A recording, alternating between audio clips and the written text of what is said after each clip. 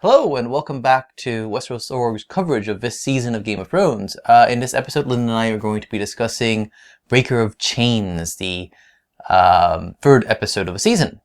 We're going to do kind of a new format. People have kind of mentioned to us that they miss us discussing various aspects. Yeah, I mean, previously we've been basically doing our background material and then picking one or two highs or lows.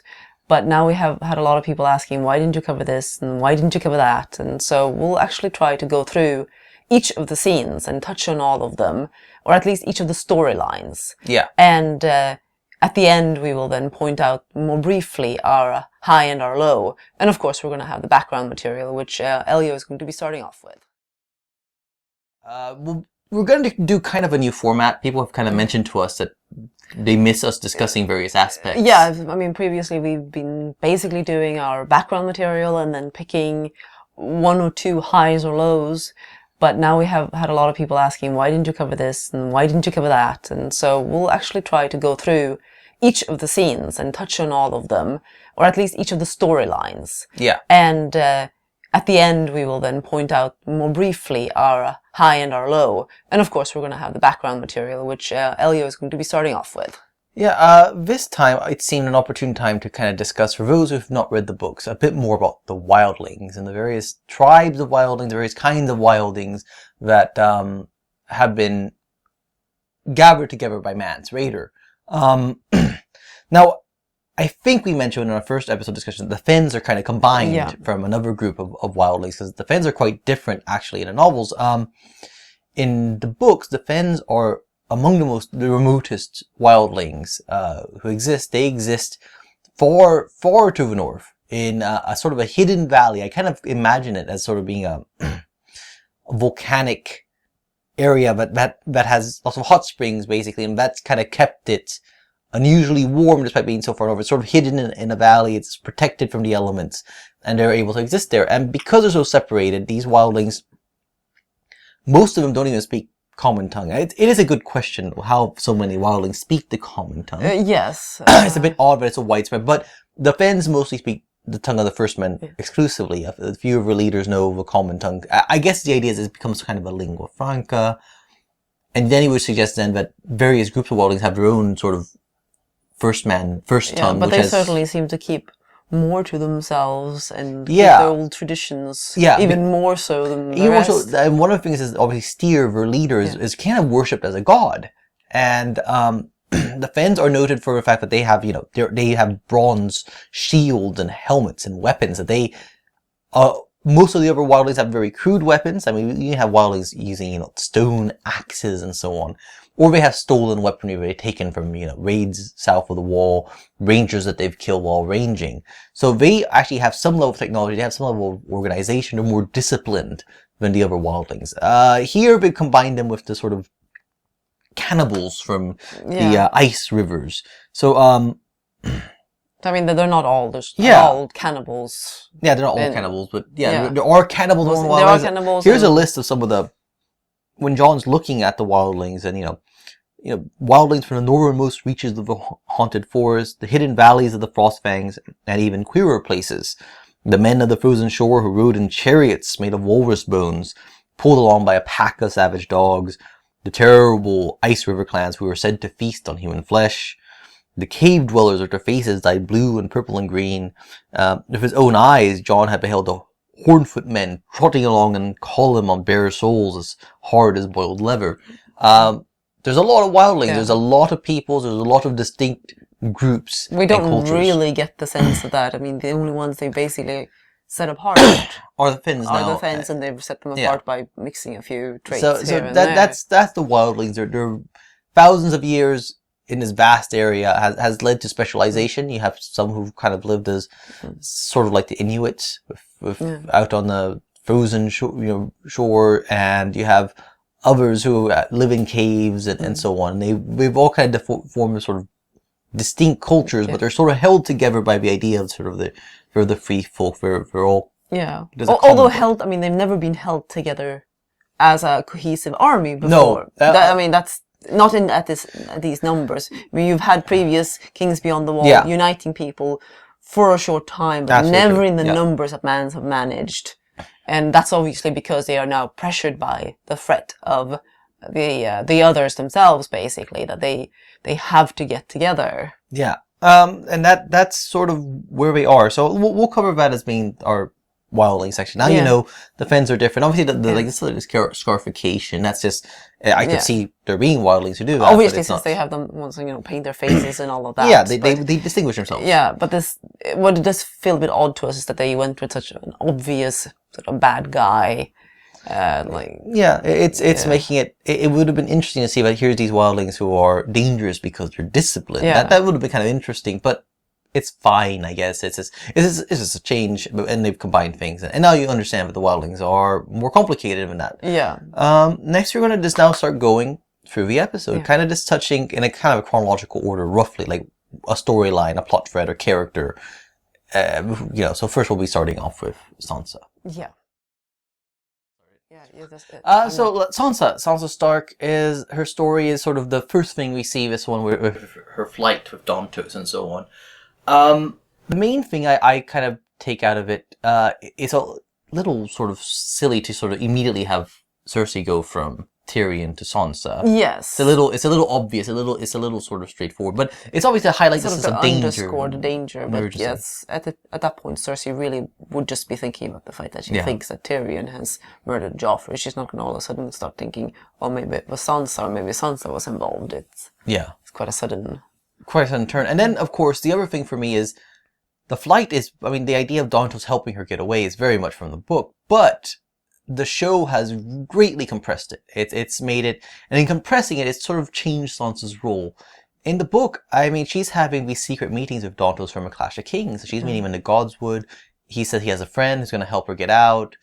And she's constantly urging him, like, how much longer? And she's a lot more involved in the whole preparation, basically. Much more involved in the preparation. She hides clothing and so on. So there's a sense of, a lot of people who are fans of Sansa are going to complain a bit, I think, the lack of agency that she has.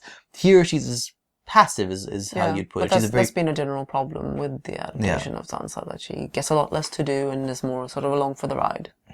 And then obviously the big reveal here is, here's Littlefinger. He's been waiting for this chance. Yeah. And it's obvious. He knows he's involved in some fashion. He knew it was going to happen. He knew this opportunity was coming. It's not like a coincidence that he's hanging out there in the middle of the fog. Where it came from, I don't know. But it's all very... time passes rather quickly there from her fleeing. It's nighttime. It's hours. So he's been rowing for hours. I'm fine with that. Yeah. Obviously, in the book, it's less of a thing because obviously Joffrey dies at night. It's the wedding feast is at night rather than daytime. That's a change. It's a minor point. Yeah. But Littlefinger's reveal is very much as in the books. Down to killing Dantos and everything. Yeah. It's all pretty much exact. Yeah. I think that's pretty good. Yeah. But the necklace is a little bit different. The necklace situation is different. Yeah. The way we're kind of playing with that. I don't want to go too far into that because. But also, I think that the big difference in terms of Sansa's involvement is also the fact that as she's running away in the book, we have her thinking and sort of going through. She starts realizing certain elements. But that is true, actually. Of the plot herself. Actually, yes, that's very Littlefinger true. doesn't just have to... Yes, then he starts sort of giving her hints and sort of guiding her through piecing together what happened. But she had actually done quite a bit of piecing together in her head. Yeah, and that we don't really... She's completely at a loss. Funnily enough, this is not the only person completely at a loss, however, because we can shift now, I think, to the Margaery and Olenna scene that follows right after all of this, where... Yes.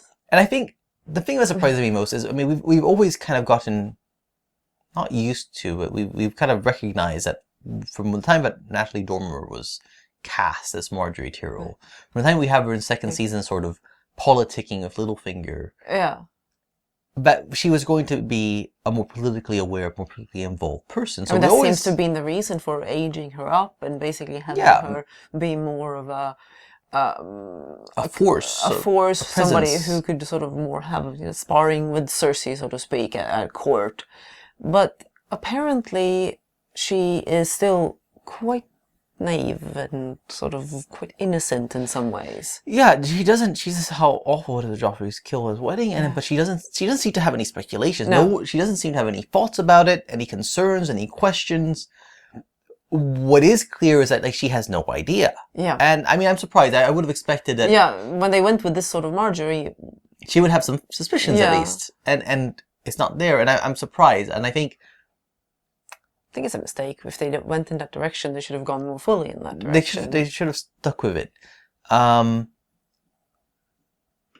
don't want to spoil because there's some people who may be watching this who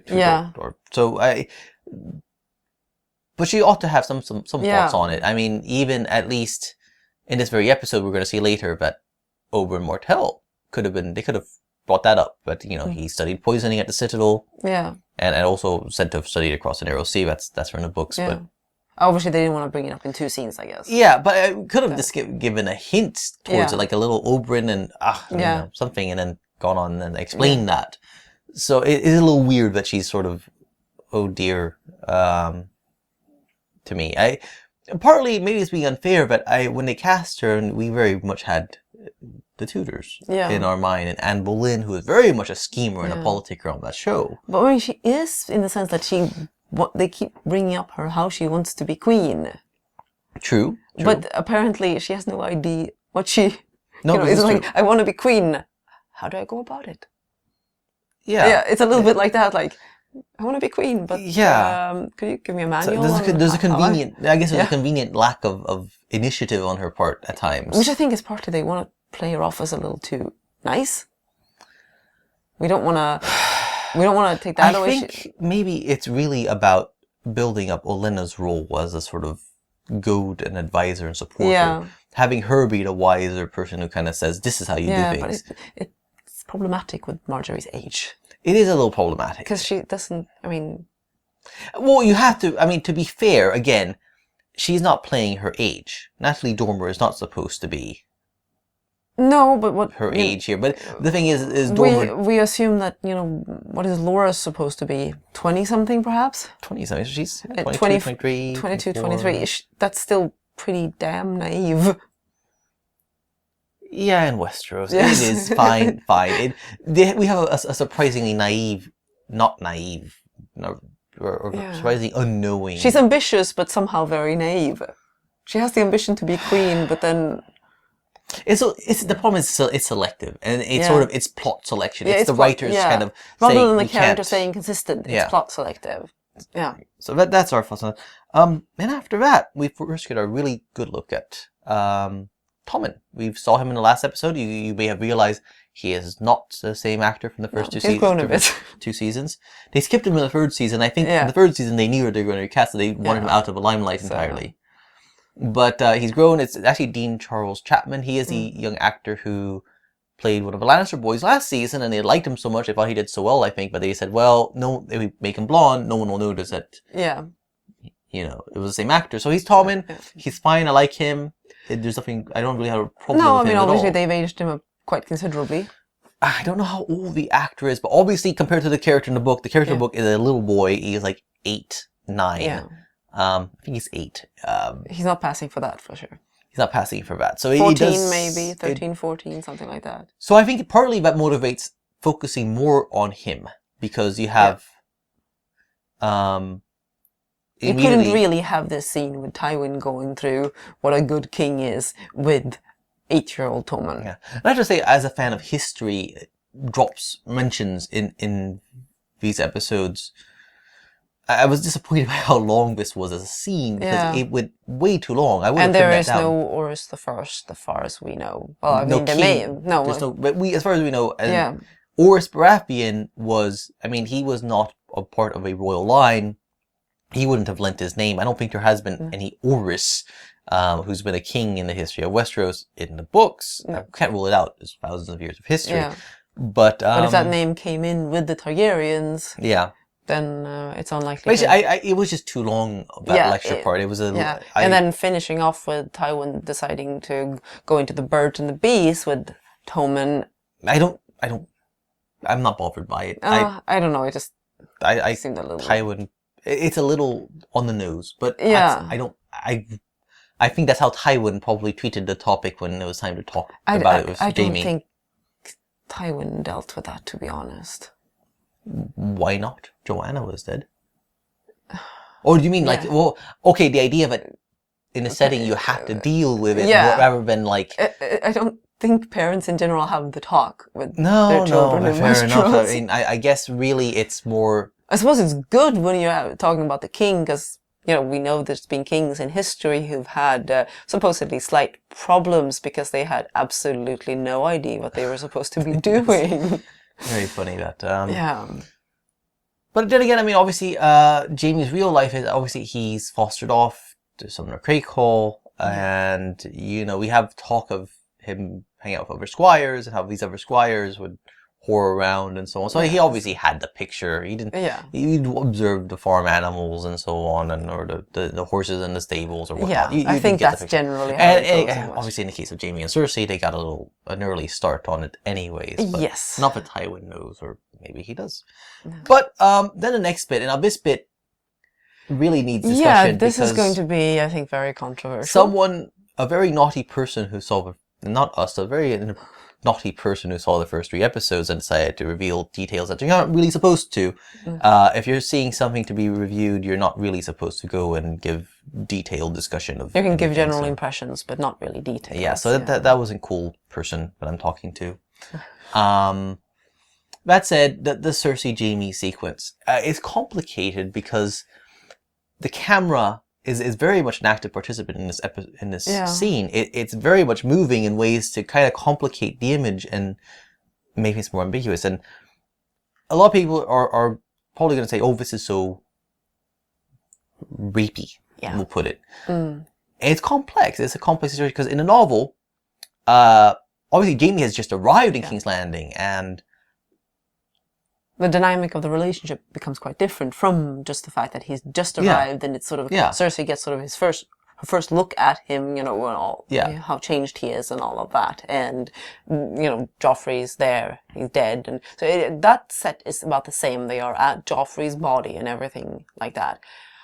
But when Jaime initiates and makes it clear that he wants to sleep with Cersei, her objections are largely about being found out, the risk of doing it in that place, and, you know, the Septons could Wrath come in. of the Gods, she mentions as well. Okay. It's inappropriate. Yes, I mean, generally, I suppose, even if Cersei is not the most devout of... the main thing is, it becomes very explicitly clear in the scene that she then gives into lust, desire, and yes, and encourages him. Yeah. Like, no ambiguity. She encourages him. Here, it's a lot more complex. Now, people are going to say, well, Jaime has raped Cersei. And I think if you look carefully and you consider some of what they're playing is, they're playing some ambiguity. And I think they're making it, in some ways, to me, more twisted. Because I think we disagree on this. I think Cersei has it's almost like she's getting off on the shame of it. So it's wrong. It's wrong. She keeps doing it. And then she keeps being a resistance, not resistance. Because, I mean, like, to me, like, the real key point is she kisses him. She initiates that initial kiss. Now, that is not permission for him to then do what he does next. But when she pulls away, this is, remember, right after Jaime's refused to kill Tyrion. When she pulls away, it almost looks like she kind of looks at how he reacts. It's almost, there is a glance there. Yeah, and when he calls her a hateful woman, it's a recognition, I think, that this giving and then taking away is playing on the fact that he wants her. She's refused for weeks now. He's been back for weeks, and unlike in the books, she's held out and she hasn't been interested for good reasons that she provides. But she hasn't been interested, and so he said, "You're a hateful woman. You're literally using sex, how I feel about you, to try and make me do something I don't want to do, to make me kill Tyrion." And so he takes what he wants, or does he? Because one of the shots that the woman made really realize how the camera is playing is where he's kissing her, and then she starts, and it really looks like she's suddenly kissing back, but the camera kind of does this quick pan down and moves away from her, and instead you're seeing her hands sort of grabbing at him. It's a little unclear as she's sort of whether she's pushing him away or grabbing at his clothing. So there's that moment where it's so clear that she's kind of and then there's a bit where you don't really see what her hands are doing, but something seems to be happening below the waist, and it's like she's saying no, but her body at the same time she's giving in and doing it, participating, and at other times she's saying So it's a and very then at complex the scene. end we have obviously her hand grabbing at the drapes there in a It's the very last image sort we of, have, yeah, actually. very bodice rippery sort of. Yeah, it's a very... that certainly looks quite passionate. Yeah. Yeah, but my reading, and you know, anyone who's watched these know that I'm not a fan of Lena Headey's Cersei. In fact, I hate her. That's, you know, I think it's one of the main things that's wrong with the show, basically. And in this case, I think that we're seeing the result of some of the changes they've made with Cersei, which is making her, I think they've changed her sexuality a lot. I think they've gone away from her using her sexuality, even though they have that talk with Sansa, where she's, you know, basically saying what, you know, a woman's only power is. But it seems that they've then gone to the fact that, oh, she feels so disgusted by this that she doesn't want to use her sexuality in any way, really. I mean, she tries it here with Jaime, but then when he persists, and she probably does sort of, her body is responding, and obviously she still has a thing for Jaime, she sort of has to tell herself, oh, it isn't right, because this is not the person she wants to be. And I think they've just, it's part of the, I feel part of their sort of weird whitewashing of Cersei, that of course she cannot agree to do something like this. She's going to feel all, so I don't think necessarily, I think she's trying to express shame, but I don't think that's what necessarily turns her on. I think she's ashamed because she's turned on, because she has this weakness for Jaime that she can't get over. But I just get the sense that they're trying to play her as someone who's trying to move away from her past and, you know, do something very different with, you know, her sexuality and everything. And I'm very bothered by it. I mean, I suppose she's always like, well, you know, Lancel's disappeared. We don't see him anymore. Yeah. Is this in part to kind of distance, having... That's my reconsider... reading. Maybe I'm ungenerous, so I'm not particularly generous when it comes to Cersei's storyline here, but I just feel that they're trying to reinvent her in a very uncomfortable way. Yeah, because I mean, obviously in the second season we see that she's not just having sex with Lancel just to convince him to kill Robert. Robert's already dead. She's doing it because obviously Lancel fulfills some function, some need for her. So she has a sexual desire. She is interested. And then something have decided in the intervening seasons, like, let's go away from it. Like, she's so damaged, she's not really into she starts it anymore. Almost sort of be asexual, and she just has this weakness for Jaime left that she can't quite get over, but she really doesn't want to give into it any longer. It's an interesting angle. I mean, it is quite ungenerous because it's quite a radical change, even just from the second season, for them to do this. And sort of, obviously they could argue that, well, it's a change that's developed from what's happened in the course of those two seasons. But I don't know what anything really touches on her relationship to sexuality, except unless it's solely having Tywin back, domineering her, and the marriage, like, you know, the marriage to Loras she doesn't want, and it all boils down to sort of sex, and her sex being weaker. So maybe that's the angle we're taking, that her versus Cersei, and I mean, this is a real change, by the way. I mean, it is.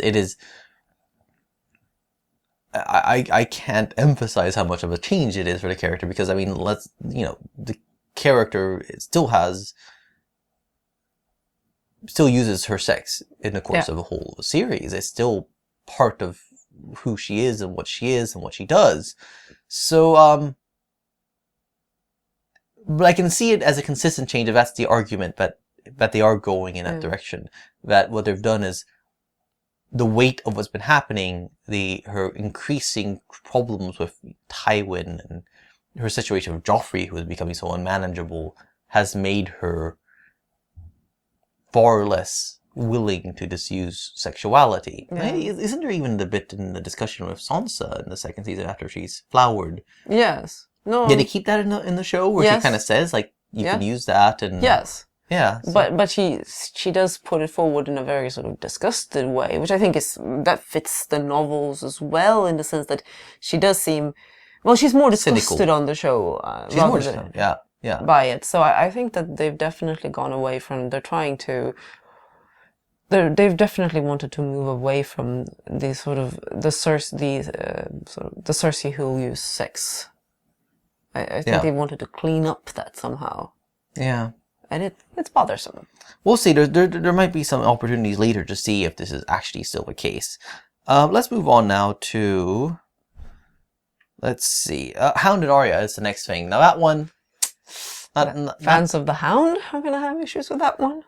I think so, because, Yes. I mean, first, in the first episode, you've got the whole code thing. And obviously, you can say, well, he's just a liar. He claimed he has a code because, well, he didn't want to admit he was stupid. Yeah. Basically, I guess I could see that. But it is inconsistent behavior from the books. Yeah. There's a passage, fairly, obviously inspires this, where they kind of end up living with some crofters in a village, and the Hound works for a living. He helps chop wood and stuff. They see how strong he is, and they kind of give him room and board because they're kind of stuck for a bit.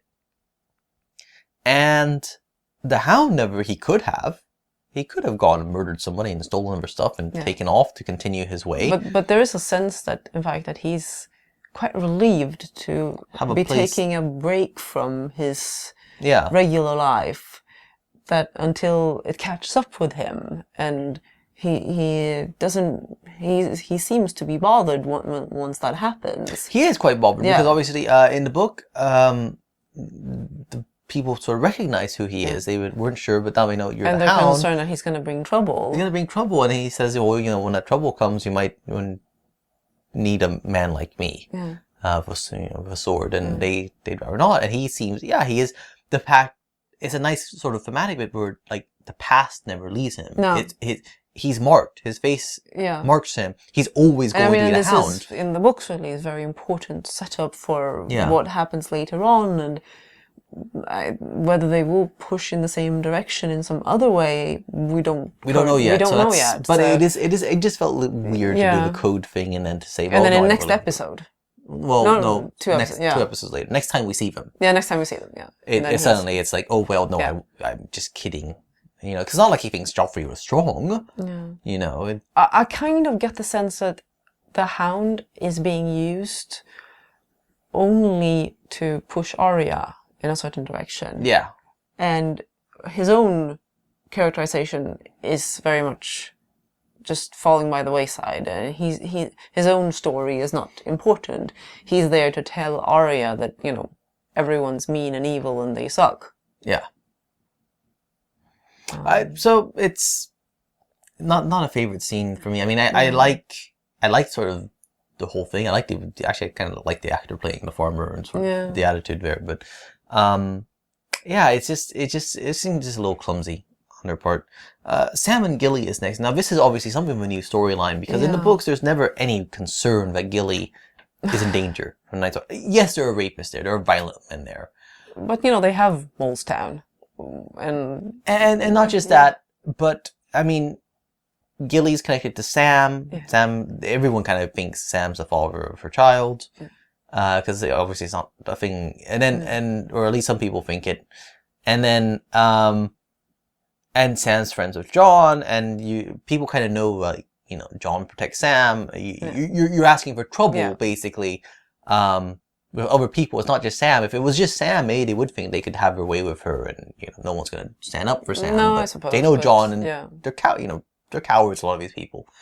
But that said, so this is kind of a whole new storyline. It does show us Molestown. And Molestown is named because, in the books at least, there's to deal with the winters. The village actually had lots of tunnels underground, connecting various buildings and so on. People actually will live underground.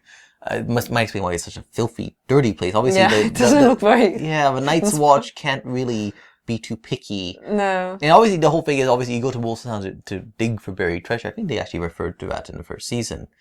Which is where men of the Watch, despite their vows, the Watch kind of looks the other way as they sneak off to Molestown to consort with prostitutes. So, and pick up some diseases, I'm pretty sure. Yeah. Those did not look like the cleanest prostitutes in the world. No, we didn't. They did quite a good job of dirtying them up. Yeah. But, so that's just it's to give more Sam time and more Sam and Gilly time. Hard to say where it's going to be going. Yeah. Davos. Now Davos and Stannis. Now Stannis, this whole part is part of the thing that several people want, like, why don't we talk about Stannis? And now I know pretty much everyone who asks this, there's a big fan of the Stannis from the books, and they kind of want to know more about. And I mean, I can't say I don't hate Stannis. in the books. I don't have the love for him, but others do. And I think they're very short-sighted, and I've always said he's sort of the Rorschach of A Song of Ice and Fire. He's so black and white. I can't really stand people with such a nuanced view of things. I have a similar reaction to and I think, it seems clear that the producers, David and Dan from Comics, they see him that way as well. They think, they've said, he'll be a horrible king, and I think it's absolutely true. He'd be a horrible king. A lot of people will hold up a quote from George, where George says, well, he talks about Stannis, and he says, but, he's like the only person who really understands the real danger, from last season when he's informed of what's happening at the wall and sort of the real battle. And that makes him righteous because he wants to go and fight that battle. It's a really narrow righteousness. I don't really think people should hold it as being, oh, George thinks he's right in everything. Yeah. Broadly speaking, he's right. This is what we're going to fight. This is one of the complexities that George likes to introduce. And this guy who would be a terrible king if he sat the Iron Throne happens to be the one who's actually listened and understood what the real threat is. So you can be very right in one way and very, very wrong in other ways. So, he's, in the books, it's quite clear also that he uses he doesn't really believe in most of the things that Melisandre tells him, but it's to his advantage to use it. Yeah, he's very pragmatic. He says, I don't recall if the second season they kept the whole Hawk anecdote. No, they didn't. So it makes it, as usual, nuances disappear of the show. And so I like to imagine, for example, a lot of people objected to the whole, we're killing the Florents because they're infidels. Yeah. I would like to be generous to them here, and I like to say that, because what he says afterwards is they refused to take down the idols when I told them. I'm going to take the angle of Stannis has been convinced that he needs to not allow any dissent of any kind, and so he does command to kind of to shore up his control of Dragonstone and the people while he tries to figure out what to do. So when someone refuses a command, he can't brook it. It doesn't matter what it has to do with the religion. He doesn't really believe in it. It's my reading on it. Yeah. No, it's possible. We still don't have any good evidence that he'd be a zealot or anything. No. Really. And we have the line, and I think, in the dinner scene, which, by the way, if you were very observant, when you first get that look at the dinner scene, you see a servant serving the food. That's actually writer Brian Cogman there. I think he's commented on Twitter that it's not him, but it is him. So that's his big cameo so far. As he joked, 4 years of Juilliard has gotten to that moment. So, but in any case, the line where he says, I hate many things, but I tolerate them all just the same. Yeah. I think he's literally talking about what just happened. Like, that's such a perfect Stannis look. The grimace he had, that sort of gritting his teeth. I thought that he really saw, he doesn't like this. That one is quite good. He hates doing this, but he's tolerating it because it makes a point. You obey me, right? He's a tyrant in a lot of ways. He's an absolute uncompromising. Which Davos, is. So that's my generous reading of what the writers are doing with Stannis, at least, and I think we're in agreement that there's room for the Stannis of the books to be there. It's just more they're pruning things down or more heavily making him rely on Melisandre in a more obvious way. The basic stuff here, again, we've got a great little reference to the Golden Company, which is a kind of a background detail. It has a lot of history, ties to Targaryens. They were founded by a Targaryen bastard. They have ties to the Blackfire Rebellions, which I don't think they've ever actually mentioned. No. Don't think so. So that's cool. And then the Iron Bank comes up again. It came up in the last episode, in a very strange scene where Tywin's being so miserly. But so they're clearly setting up something with the Iron Bank. Yeah, because then we go. There's been previews that show things that have to do with the Iron Bank. Absolutely, I think that's fair enough to say. And obviously, then we see that Shireen inadvertently gives him the idea when he sits down and starts his reading lesson. Yeah, and in the conversation with Shireen, I was going to say earlier that that's when Davos tells Shireen that Stannis is quite uncompromising. So he compares the fact that he doesn't see any difference between a smuggler and a pirate. Well, that was a good line there. Yeah. If you're a famous smuggler, you're doing it wrong.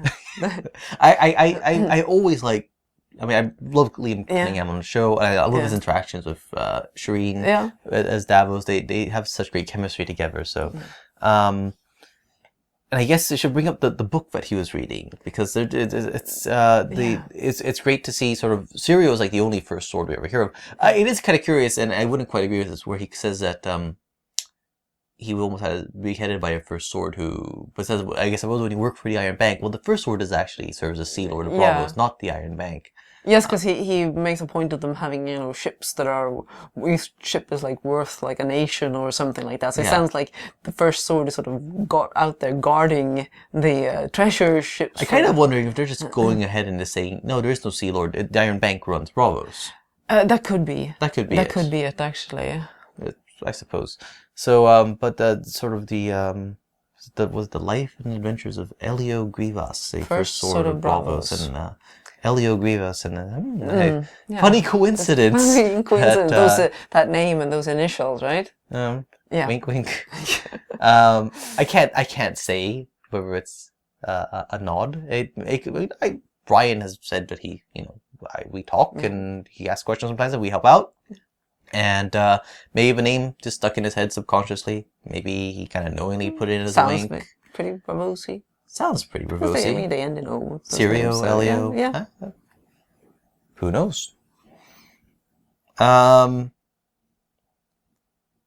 Next, then we have that goddamn brothel again. Yes. Oberyn and Tywin. I'm sorry, it's just... But they've moved in there. It's quite clear that the Dornish contingent is living in Littlefinger's brothel. The scene... Well, it's a problem if they're literally living in Littlefinger's brothel. It is kind of stupid, like the most untrustworthy man in the Seven Kingdoms. And like everyone seems to know Littlefinger in the show is quite untrustworthy. It's not the same as they know in in Dorne, apparently. They know in Dorne.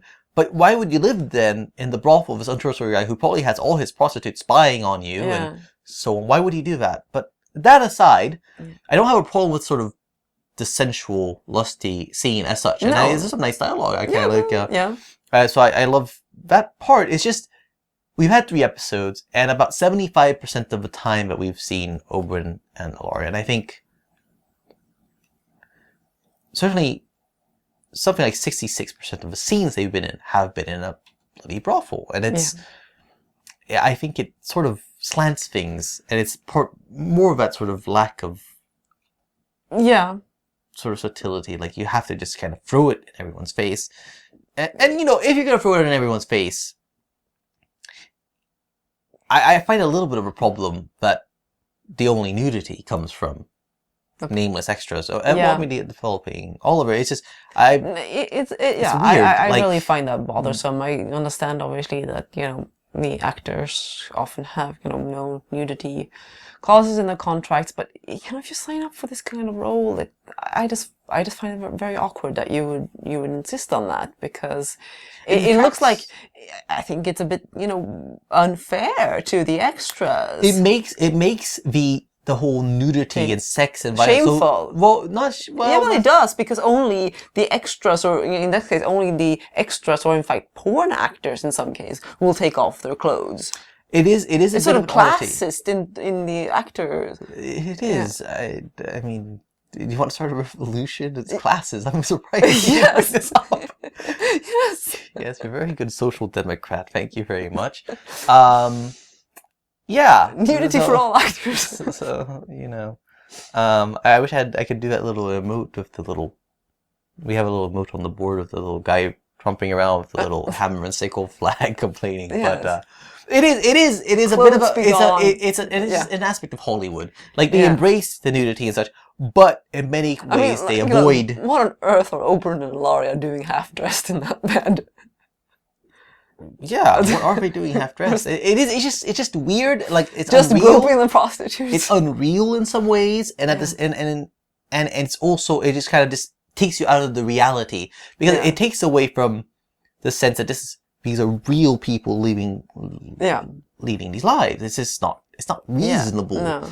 And it's this sort of weird artificiality. It's the artifice of the show, showing through, and it does so many things where it's not artificial visually or in scope, and then you have these moments that say, well, wait a second, come on. I mean, I think this is It came up when I did a little radio piece here in Sweden, actually, and we ended up discussing the nudity and the sex on the show. And the other person who was on the radio program, I don't actually remember his name right now. It's an offer, right? Yeah, well, he was a journalist, and he mentioned that he felt that you shouldn't really complain about the nudity as such, but a lot of it comes from the fact that HBO.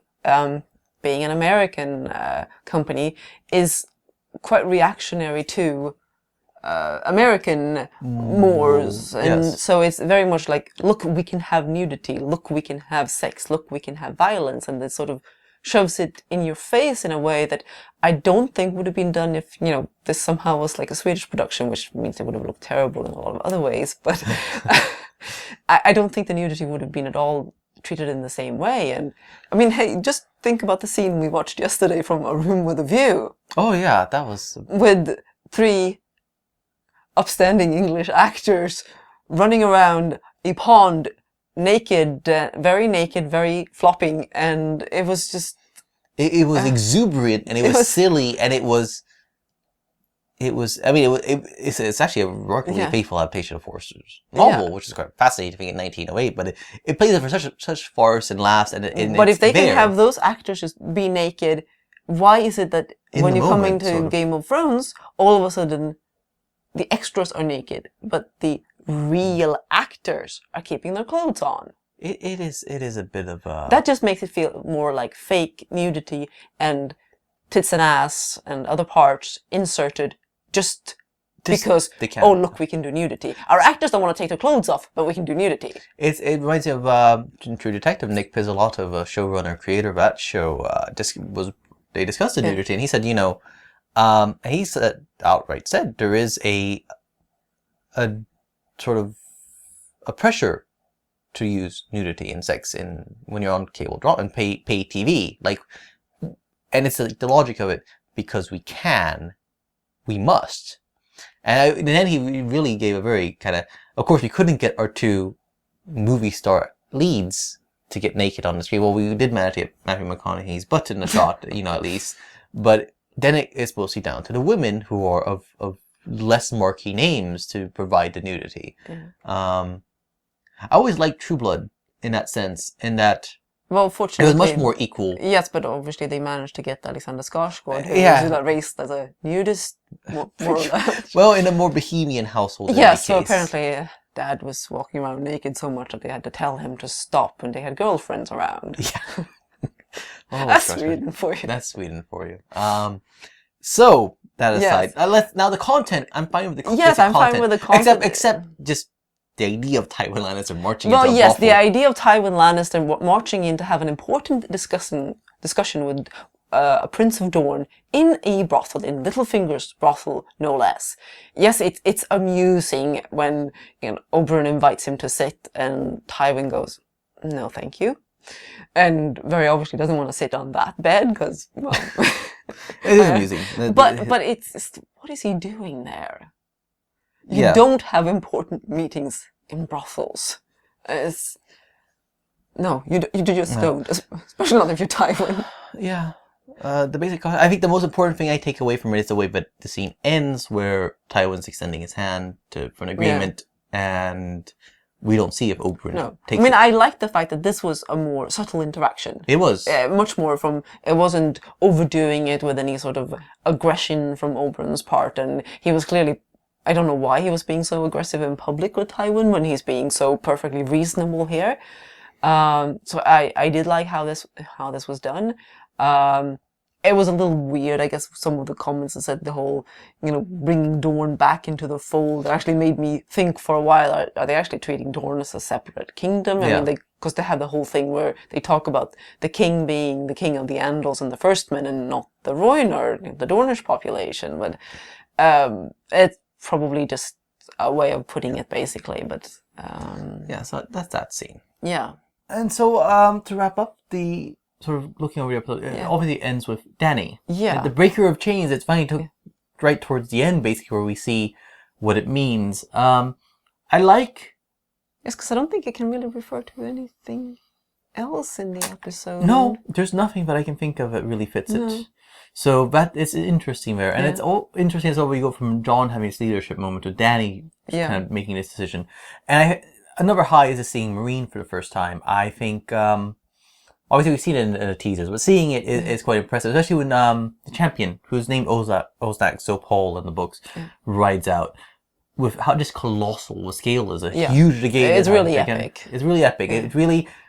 There's nothing since, seeing the wall on the Red Keep for the first time has been quite so colossal. And I mean, this season has more we've seen from teasers. We're going to see even more big sort of places and so on. It's quite cool that they're actually taking the time to do that. But the big change, of course, is you have Daario instead of Belwas. Yeah, because we don't have a strong There is no strong Belwas. So, and I was disappointed they made it quite so quick.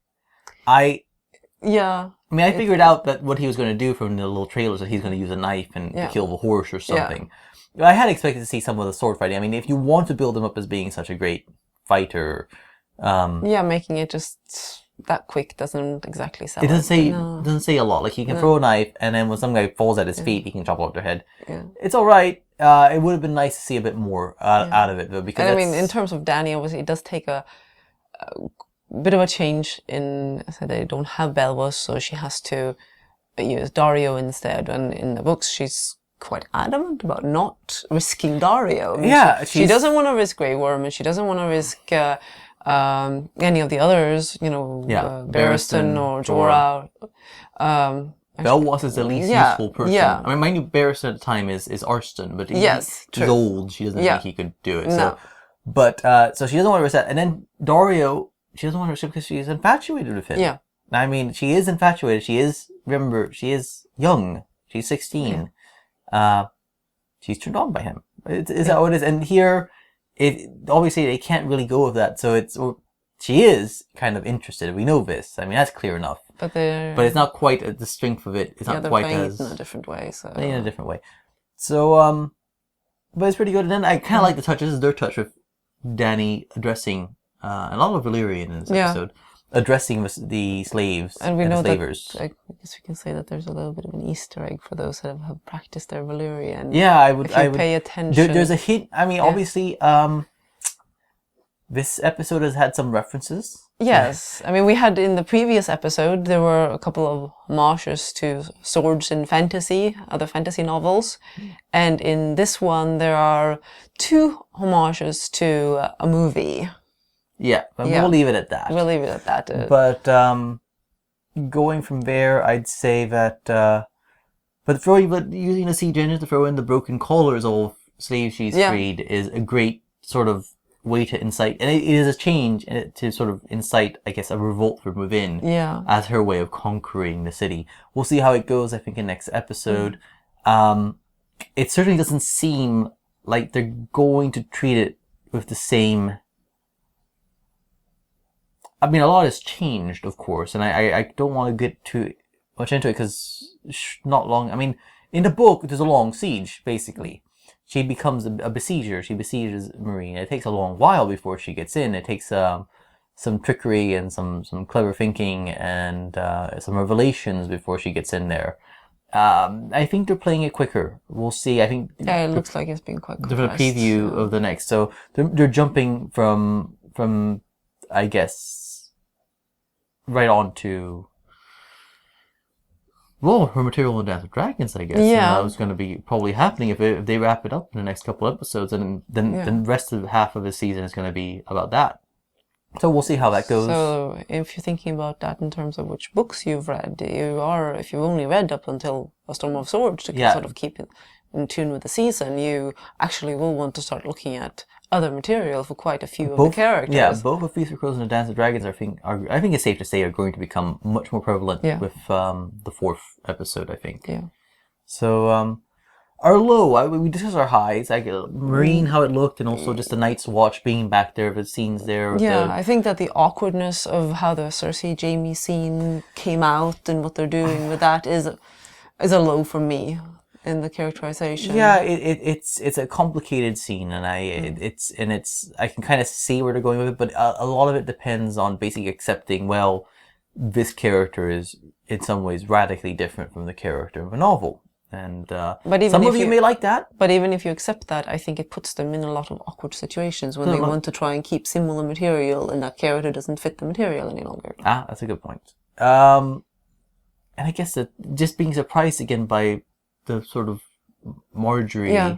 So again, a character that's been changed and sort of in some ways and not in others, where it doesn't seem to make sense. It really. seems to flip flop with what the plot needs. Yeah.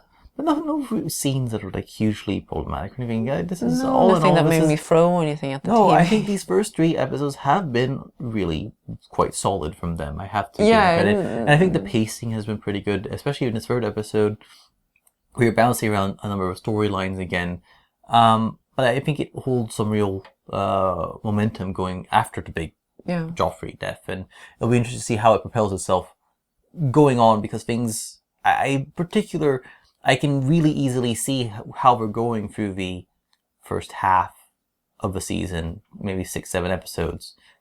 But the wrap-up of a lot of it is really up in the air, because we don't know where they're finishing on a lot of points. A lot of points we don't know where they're going to finish, and they've been so open, they've been revealing so much about, yes, Tyrion's going to be on trial, like we can't hide it, because most of the time he's going to be in chains or in a cell, so we have to show him.